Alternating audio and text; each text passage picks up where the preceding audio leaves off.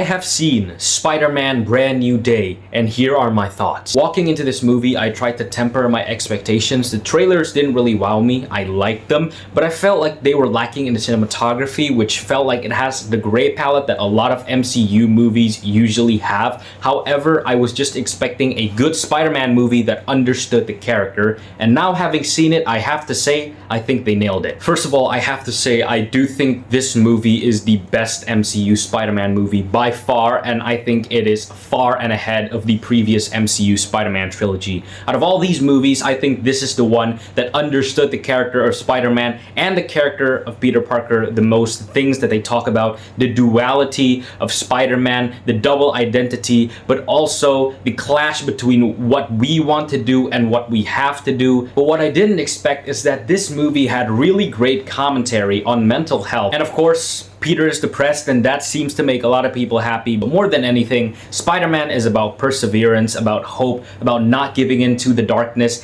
and these aspects were handled by the film incredibly. Destin Daniel Cretton, who directed Shang-Chi, directed this movie, and you could really see it in the action sequences. I think these are some of the best action sequences that MCU Spider-Man's ever had. The fighting scenes had incredible choreography that sometimes even feel like the Insomniac Spider-Man games. The camera movements feel fluid and natural, and there's some actual creative vision shining here. And the cinematography is actually great here. It's not what the trailer suggests at all for me. I thought New York felt alive in this movie, like it's not just gray. I think it's safe to say that Tom Holland delivered his best performance as Spider-Man here, bar none. I mean, overall, the emotional scenes are carried by his acting, but also the less serious stuff I think he did well as well. And in the end, both of these aspects connected naturally. Also, Sadie Sink is incredible here. I'm not gonna spoil her role, but I think she did great. This is probably her best performance besides Stranger Things Season 4. I think the movie definitely feels a bit overstuffed, but I actually thought the inclusion of certain characters like the Punisher and the Hulk actually felt natural. I thought the Hulk fight was great,